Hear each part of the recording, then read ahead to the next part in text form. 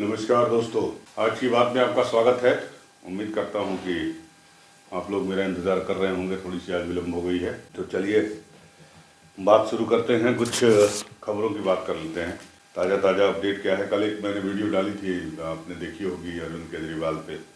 ये अरविंद केजरीवाल जो है वो विक्टिम कार्ड खेलना चाहते हैं। तो कल बुलाया था ईडी ने, तीसरा सम्मन दिया था अरविंद केजरीवाल को कि भाई आप आ जाइए और इस बातचीत कर लीजिए, जवाब दे दीजिए सवालों के। लेकिन अरविंद केजरीवाल नहीं पेश हुए और अब माना ये जा रहा है उनकी जो नेता हैं आतिशी, उनका कल एक बयान किया है, प्रेस कॉन्फ्रेंस किया है उन्होंने। उसमें उन्होंने कहा है कि ईडी जो है वो अरविंद केजरीवाल को घर छापा मारेगी, उनको गिरफ्तार कर सकती है। तो देखना है, आज बड़ा गामा-गामी का माहौल है। देखना है कि ईडी क्या करती है, छापा मारती है कि नहीं मारती है, और अगर छापा मारती है तो अरविंद केजरीवाल को गिरफ्तार करती है या नहीं करती है। तो बड़ा ही हेक्टिक डे है आज, कम से कम आम आदमी पार्टी के लिए। तो अरविंद केजरीवाल ने कहा क्या, ये भी जान लीजिए। उन्होंने कहा कि भाई देखिए, इस समय राज्यसभा के चुनाव चल रहे हैं और 27 जनवरी को राज्यसभा के चुनाव होने हैं। मैं उसमें बिजी हूँ। 26 जनवरी को गणतंत्र दिवस है, मैं उसमें बिजी हूँ। तो मैं अभी आपके पास नहीं आ सकता। आपको जो पूछना है उसका एक क्वेश्चनायर हमें भेज दीजिए, मतलब सवाल लिख के हमें भेज दीजिए, हम उसको देखेंगे और पढ़ेंगे, तब फिर जवाब देंगे। तो एक तरह से रस्साकसी कर रहे हैं अरविंद केजरीवाल जो है ईडी के साथ। बहुत सारे इब्बर्ट्स हो रहे हैं, लोग पूछ भी रहे हैं कि अगर आप दोषी नहीं हैं, अगर आप खुद को ईमानदार मानते हैं, तो ईडी के सामने पेश होने में क्या दिक्कत है आपको। तो लग रहा है कि अरविंद केजरीवाल साहब जो है वो विक्टिम कार्ड खेल रहे हैं, पब्लिक की सहानुभूति लेने के चक्कर में है।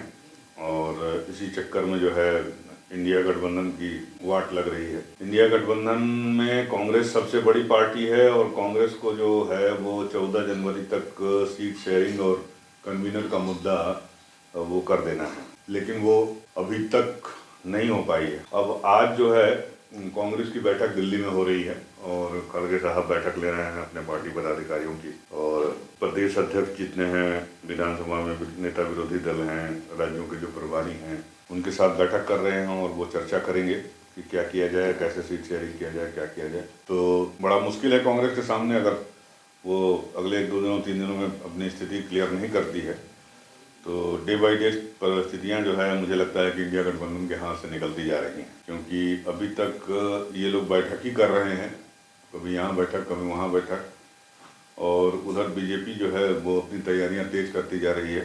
उसने करीब आपको बता दूं कि जो सूचना है उसके मुताबिक बीजेपी जो है मकर संक्रांति के बाद, या अगर थोड़ा और लेट हुआ तो 22 जनवरी के बाद वो अपने 100 कैंडिडेट्स की लिस्ट जो है वो जारी कर देगी। ऐसा माना जा रहा है कि जो उसके बड़े चेहरे हैं या जिन पर जो सर्वे के बाद जिनकी रिपोर्ट सही आई है, बीजेपी ने सर्वे कराया है अपने सारे सांसदों का, अपने पार्टी के इंटरनल तरीके से भी और बाहरी तरीके से भी।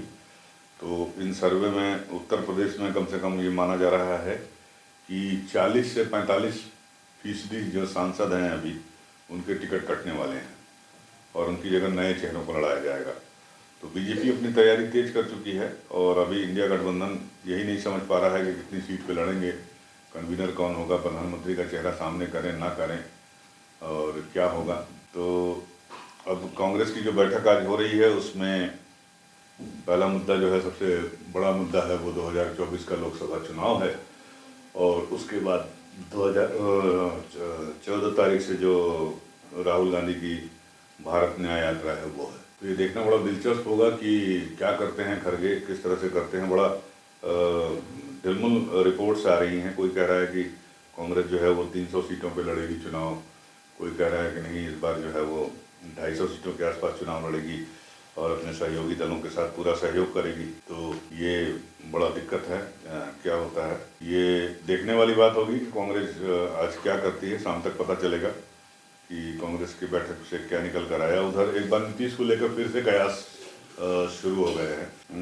वो कयास ये हैं कि नीतीश कुमार जो है, नीतीश कुमार का जो पार्टी है जदयू, उसके एक धड़ा जो है उसके अंदर ये मांग उठ रही है कि साहब, अगर नीतीश कुमार को संयोजक नहीं बनाया जाता है इंडिया गठबंधन का, तो नीतीश कुमार को बीजेपी के साथ चले जाना चाहिए। अगर बीजेपी उनकी ये शर्त मान ले। शर्त क्या है?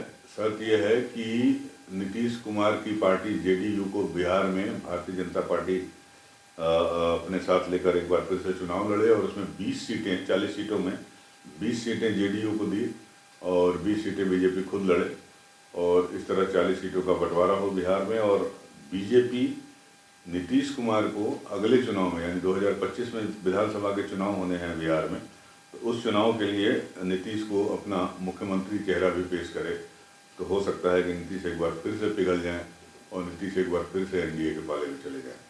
ये जदयू के एक धड़े का मानना है या एक धड़ा जो इस कोशिश में लगा हुआ है उसकी तरफ से इस तरह की खबरें जो है लीक की जा रही हैं या यूं कहें प्लांट की जा रही हैं। तो अब ये भी देखना बड़ा दिलचस्प होगा, ये सारी चीज़ें जो है 14-15 तक या मैक्सिमम 22-23 तक जो है या ये क्लियर हो जाएंगे कि नीतीश क्या करेंगे, क्योंकि जब नीतीश ने पार्टी के अध्यक्ष पद को लिया वापस अपने पास ललन सिंह को हटा के, तो बहुत सारे कयासें चल रही थी। 2-3 दिन तक नीतीश कुमार छाए हुए थे राष्ट्रीय मीडिया पे, आपको पता ही है। तो क्या करते हैं नीतीश, ये बड़ा मुश्किल होगा। हालांकि मैंने उस समय भी कहा था और आज भी कह रहा हूँ कि ऐसा होना बड़ा मुश्किल है, क्योंकि मुझे नहीं लगता कि नीतीश कुमार ऐसा कुछ करेंगे कि जिससे उनकी जो बची खुची क्रेडिबिलिटी है बिहार में वो भी ख़त्म हो जाए। तो ये मान के आप चलिए कि मुझे लगता है कि इस चुनाव में यानी इस लोकसभा के चुनाव में फ़िलहाल जो महागठबंधन है बिहार में जिसकी सरकार चल रही है उसके साथ कोई दिक्कत नहीं होनी चाहिए। अब सवाल ये उठता है कि अगर नहीं होता है नीतीश का और भारतीय जनता पार्टी का मेल नहीं होता है तो भारतीय जनता पार्टी के लिए कितनी बड़ी दिक्कत वाली बात है बिहार में सीटों को लेकर। उत्तर प्रदेश में ये 80 सीटें जीतने का दावा कर रहे हैं, 80 नहीं भी जीतेंगे। तो फिलहाल जो स्थिति है और राम मंदिर के बाद जो माहौल बनने की उम्मीद है उससे लगता ये है कि ये कम से कम कुछ नहीं तो 70 से 75 सीटें जीत सकते हैं। और इंडिया गठबंधन की जो तैयारी चल रही है जिस हिसाब से वो देखा जा रहा है उस हिसाब से हमें लगता है कि 8-10 सीटों से ज़्यादा नहीं पाएंगे वो। और अगर और ख़राब परफॉर्मेंस हुआ, अगर स्थिति ठीक नहीं हुई तो 5-6 सीटों पर भी सिमट सकते हैं। वो 5-6 सीटें सिर्फ और सिर्फ समाजवादी पार्टी की होंगी। तो लेकिन ये स्थिति बिहार में नहीं है। बिहार में जो है महागठबंधन काफ़ी मजबूत है और बीजेपी अब तक वहाँ लोकसभा चुनाव जो है वो नीतीश के साथ लड़ी है और इस बार अकेले जा रही है, या 1-2 पार्टियाँ ऐसी हैं जीतन राम मांझी और रामविलास पासवान की, उनके बेटे चिराग पासवान की पार्टी लोजपा के साथ तो इस बार चुनाव लड़ सकती है। लोजपा आपको पता है कि नीतीश कुमार की विरोधी है, नीतीश कुमार के खिलाफ लगातार बयान देते रहे हैं।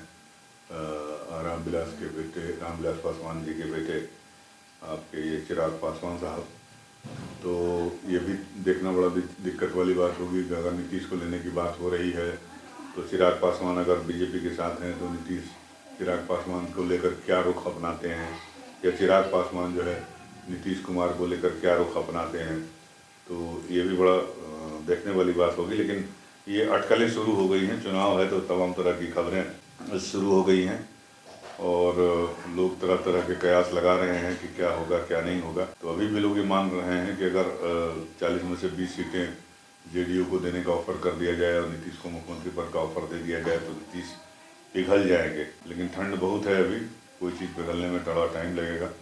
बहरहाल देखते हैं क्या होता है क्या नहीं होता है। उधर बीजेपी की तैयारियां तेज़ हो गई हैं और राम मंदिर की तैयारियां तेज़ हो गई हैं।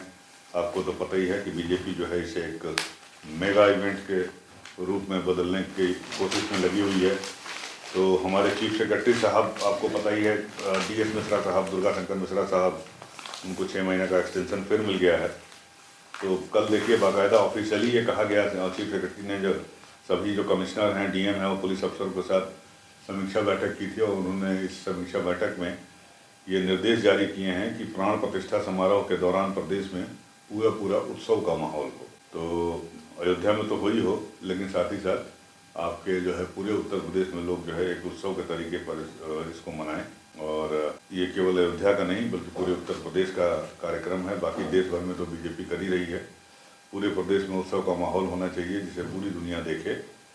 और उन्होंने ये भी कहा कि ये जो उत्सव होगा ये सिर्फ 22 तारीख को नहीं होगा, ये 14 जनवरी से लेकर 22 जनवरी तक कंटिन्यू होगा। आपको पता ही है कि हमारे प्रधानमंत्री नरेंद्र मोदी साहब ने ये कहा था कि 14 तारीख से लेके और 22 तारीख तक जितने मंदिर हैं और तीर्थ स्थान हैं वहाँ पर स्वच्छता अभियान चलाया जाए।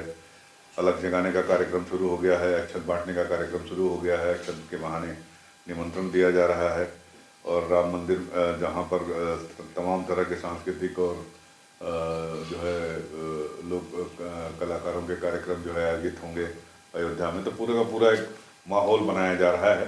तो उसी माहौल को लेकर जो है चीफ सेक्रेटरी साहब ने कल बैठक की थी। उसके पहले हमारे मुख्यमंत्री योगी आदित्यनाथ ने बैठक की थी। उन्होंने भी जो है वो निर्देश जारी किए थे कि भाई सब कुछ जो है ठीक ठाक और अच्छे तरीके से होना चाहिए, क्योंकि भाई लाखों की संख्या में श्रद्धालु यहाँ पहुँचने वाले हैं 22 तारीख को के प्रोग्राम को लेकर। तो चीफ सेक्रेटरी ने यह भी कहा कि उन्हें कोई किसी प्रकार की असुविधा नहीं होनी चाहिए, सारी सुविधाओं का जो है वो ख्याल रखा जाना चाहिए ताकि लोग उत्तर प्रदेश के बारे में कोई नेगेटिव इमेज लेकर ना जाएं। साथ ही साथ जो है जितने आपके नेशनल हाईवे हैं और स्टेट हाईवे हैं, इन सड़कों को गड्ढा मुक्त साफ़ सुथरा करने की बात कही जा रही है। साफ़ सफाई में कहीं कोई कोताही नहीं बरती जाए। गेट बनवाए जा रहे हैं। अयोध्या को के तरफ जाने वाले जितने हाईवेज़ हैं उस पर 4 गेट सैंक्शन हो गए हैं। अभी लेटेस्ट जो है वो सुल्तानपुर वाला सैंक्शन हुआ है। तो जब आप अयोध्या की तरफ जाएंगे और अयोध्या में इंटर करने वाले होंगे तो आपको बड़े बड़े गेट दिखाई देंगे श्री राम के नाम पर। तो बृहद तैयारी हो रही है, मेगा इवेंट बनाने की कोशिश हो रही है और घर घर जाकर जो है ये बताने की कोशिश हो रही है कि देखिए श्री प्रभु श्री राम लला हमारे विराजमान होने वाले हैं। तो हमें भी इंतज़ार है इस उत्सव का, 22 तारीख के प्राण प्रतिष्ठा समारोह का। तो देखते हैं कि क्या होता है क्या नहीं होता है, और जो भी होता है हम आप तक जो है वो खबर पहुंचाते रहेंगे। आप तक सारी जो है जानकारी मुहैया कराते रहेंगे आपको। आप देखते रहिए हमारा चैनल, इसे लाइक करिए, सब्सक्राइब करिए। आप हमारे चैनल को देखते हैं लेकिन आप हमें लाइक सब्सक्राइब नहीं करते हैं। कृपया ऐसा ज़रूर करें, मुझे लाइक करें, सब्सक्राइब करें। और मिलते हैं अगली खबरों के साथ अगली वीडियो में। तब तक के लिए